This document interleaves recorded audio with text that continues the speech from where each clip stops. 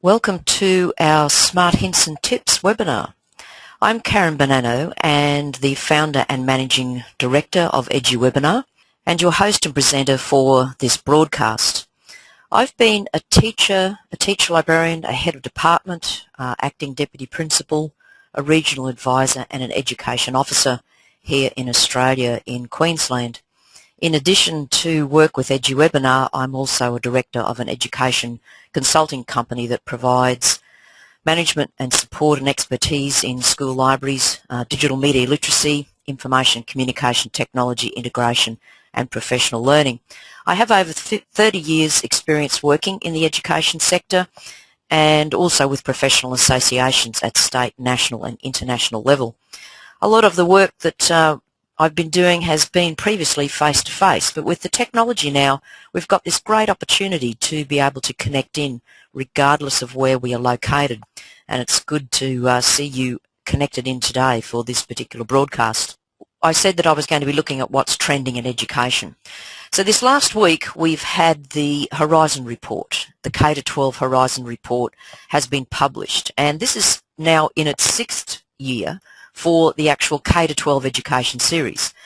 The particular group, the New Media Consortium group, do a number of different reports, and the K-12 is of course one of those, but it also does higher education and also specific country reports on technology outlooks and how that will impact on that particular country's educational sector. And what this does, the report does look at the emerging technology and what impact it will have in areas of teaching, also in learning, and in particular to that inquiry process within schools, how teachers and students will engage in using the technology to undertake a deeper understanding of knowledge and information. And in the reports, they highlight 6 trends, 6 challenges, and 6 emerging technologies. There's the link, and I would encourage you to grab that report so that you can share it with your colleagues and with your staff, and in particular with your school management leadership. Let's just look at the very first part of the report, which looks at the identified technologies that will be rolled out over the next 1 year or less, and then you see that they also forecast 2 to 3 and 4 to 5. But the point that I want to focus on is the 1 year or less. Basically, we see schools already undertaking action in these 2 areas, and it's constantly evolving because the technology is evolving. Where we've got with the BYOD or BYOT, there's different terminology out there, but basically it's students bringing their own device. And it could be their own laptop, their own tablet, their own smartphone, whatever the school is allowing for the students to bring, and they're connecting into the school network. So there's a few challenges there, one of them being that the network has to be robust enough to be able to carry that amount of traffic for the students, but also to the challenges for teachers in that there's going to be different operating systems, different browsers, sometimes even different applications, all able to do similar things, but it's a big challenge to see what is happening. What is actually a major driver for bringing about the BYOD is the fact that there is beginning to be a lack of funding available for people to maintain the one-to-one projects that might be happening, or the constant provision of the tools, the technology, the services and support that is required to sustain that within a school. Then again, there's also the equity issue that schools do need to still support families who do have financial difficulties so that every student can get access to the technology that's there. So my question to you to start thinking is, what's your school doing in regard to BYOD? Is it in an early transition stage? Is it basically now fully digital? You know, what is that? And you might want to basically key something into the question panel to share that, and then I can share that with the rest of the people online. Or if you do want to come in and you've got your audio connection set up, then you might want to share that to everyone as well. While we're thinking about all of that, let me go on to the cloud computing, because cloud computing has actually been on the Horizon report list for around about the last 4 reports. And again, this is still evolving. There are services being developed and being made available. Some services are free services, others involved a low-end cost, but they're out there for schools to be able to use. So basically what we have are services, we have tools, we have apps, and they're provided to the user via the internet. So there's actually no longer a need to have a dedicated server for some of the applications that you're using within the school.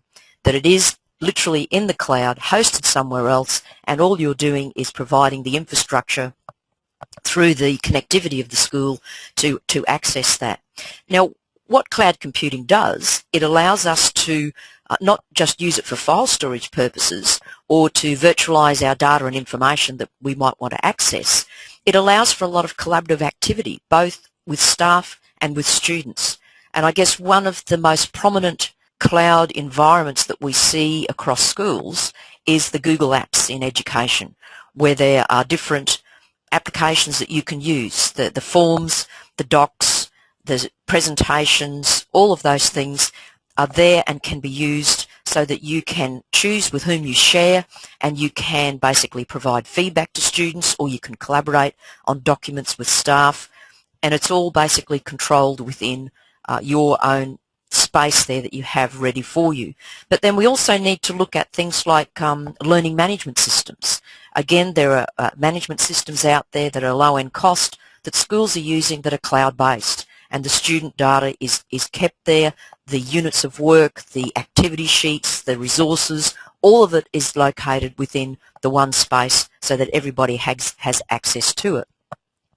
And then for those of you who work within your school library, you just need to think about or reflect on the evolution of your library management systems from a day when it was required to sit on a dedicated server to now having systems out there that allow interactivity, allow a greater access to data and resources and information to be disseminated across the school, and it's all cloud-based.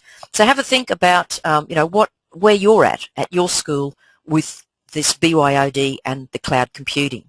And then of course in the report you can explore these other technology elements that are going to be rolled out over the next few years.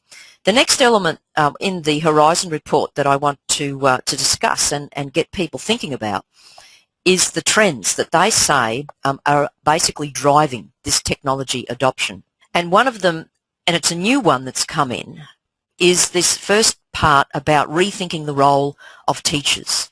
And there is an expectation now that all teachers are adept at a variety of technologies and also able to engage in content creation for their units of work, or for the resources that they're going to embed in the units of work, or even for the delivery of the content, looking at how the learner support is being supported by the technology, the assessment processes, giving that feedback in a collaborative nature, working with other teachers in these cloud-based environments. There's also too the aspect where the teachers, there's an expectation for them to identify and apply some of the digital strategies with the students, and to be, in a way, the guide and mentor along the way, either for staff or with students. So we see there's a whole rethinking happening for the role of the teacher within our formal educational structures, where we're looking at the technology being used to connect, communicate, collaborate and create. And for that, there's lots of challenges that can happen there. And we see too that the technology in rethinking the role, when we look at the influence of the blended learning environment, that the students are engaging in learning inside and outside the school, and how we do that, how we engage our students, how we utilize the technology to do that. So it's nearly a 24/7 access point that they have, but also how we then engage them in the discussions when they're in the formal school setting. It also provides us with some challenges for how we access our professional learning. And for many people now, social media is a way that people are rethinking how they do their professional learning. And often you will find at a conference there is that back channel, there is that Twitter stream, and even if people aren't present, they can get an idea of what's being covered in the whole process. The other aspect that is there too is the shift to the deeper learning approaches. So what we see starting to happen here is more active learning in real-world complex environments. So where we immerse students in virtual learning, we can get them out to virtual tours of locations, we can bring in a guest speaker in a virtual space, we can utilise TED Talks or other videos that are informative and support the content that we're delivering, or acts as a stimulation for the students to get them thinking creatively about things. We can bring in the online databases and also other online resources that are accessible to students to basically start to look at how we would implement some of these learning processes and methods that you see there on the screen, the project-based, problem-based, inquiry-based, challenge-based. All of these are out there where we're looking at how we engage learners in a deeper level of thinking and get them to start to explore the why of the research that they're doing. And as a result, what this does, it changes the dynamics of how we prepare projects and an assessment. So a question that I'd like you to think about, and you can key in your response at any time, and we'll pick this up as we go. But how does your school rethinking the role of the teacher in this context of the way that the technology is influencing the way that we can prepare content, the way that we can create it, the way that we can deliver it, and the way that we can get students engaged in collaborative activities? So how is your school thinking through that particular process, and what are they doing to even support teachers to be able to undertake that? Because being an Australian, I can say that the average age of a teacher, just recently from the statistics, the average age right across every state and territory in Australia works out to be around about the mid-40s, but in particular locations or particular states, the average age is a lot higher. For example, in South Australia, the average age of the teacher is 57, but then in the Northern Territory, the average age is 30. So you can see that there's some really diverse environments, but mainly in most cases, we're looking around the mid-50-year-old, and here we've got this whole influence of the technology and the need to rethink. And for some people who, are being challenged to embrace that and to integrate the technology into their school environments. Going on from the challenges, to take this further, what we have here is the Horizon report gives us different breakdowns of how they see the challenges. They see some of them are solvable, which means we have the technology out there now to do this, to deliver these particular challenges that they've identified, the two that are there. Then there's the difficult challenges, and that requires a little bit more policy making, a little bit more leadership from either authorities at a higher national level or even within the school community themselves. And then there's the wicked challenges that they say are really quite confronting. And recently at a national conference I was at, a lot of the key speakers were speaking about the need for education structures and systems to change because of the way learning is changing. And so they become some of the really harder matters to look at of how we actually change things to address that. But if we just take the first two there, the creating authentic learning opportunities, really what we're trying to do here is do the connected learning, to take on board this area here, the real world and the school experience coming together so that students are able to make that connection, that their focus is looking at the real world complex problems and solutions. And this can be covered through things like role play, the project-based type projects that students are embracing, developing case studies around a particular global issue if that's the real world component that's being explored, but then also getting them to participate in virtual environments whereby they're working with other students on these real world issues, and they're their peers who are located in other geographical locations. But the learning strategies are collaborative. The technology can be available to us and for free or low cost. We just need to look at how Skype is coming into that environment and how it's connecting up experts and also peers into the classroom and people are working. The web tools and apps that we see available to us as well, and also the ability to be able to work collaboratively with other people in an online environment.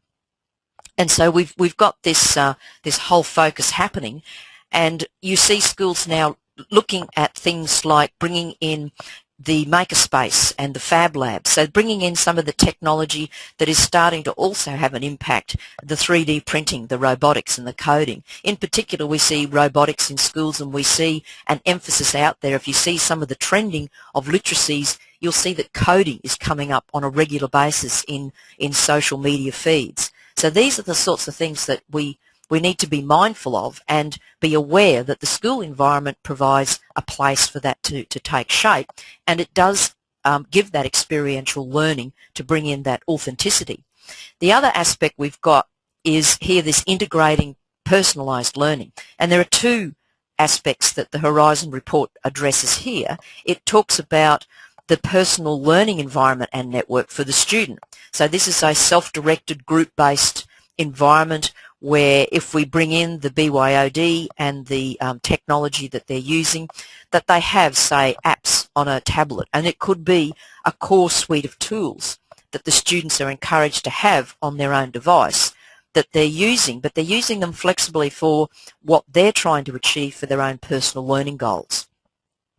On the other hand, that the school is also looking at using that environment to capture and store some of the information that is being gathered by the students, but also to the collaborative processes, the feedback that is given, the assessment results, all of it is being captured in that environment. So the school actually has a goal to then try and look at that student data, that big data that it's capturing, and look at how it can change that personal learning environment so that the students are able to constantly be on top of where the educational technology is being applied, but also on top of developing those future learning skills that they will need to pursue further academic scholarship or even to pursue workplace opportunities.